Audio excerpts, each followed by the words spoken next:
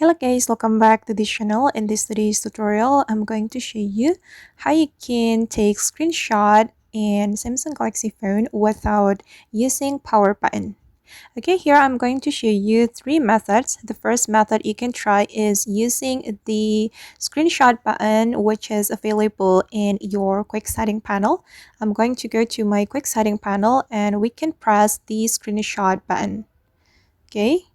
If this screenshot button hasn't appeared on your quick setting panel, you can go to the edit and then you're going to add the screenshot button to the quick setting panel.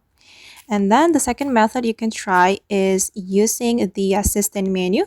This is how the assistant menu looks like. You can tap on this assistant menu and click on screenshot. To activate the assistant menu, you can go to your setting and then you're going to go to the accessibility setting. Just scroll down and tap on the accessibility and you have to go to the indirection index ready and activate the assistant menu right here.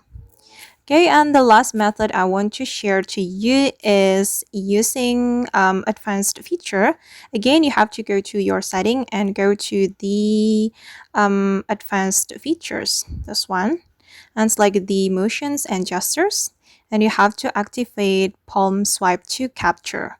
And I'm going to demonstrate it to you. We have to swipe the edge of our hand across the screen to take a screenshot, just like that. Alright guys, and that's all the way to take screenshot in Samsung Galaxy phone without using button. I hope this tutorial will be useful for you. Thank you so much for watching and see you in the next video.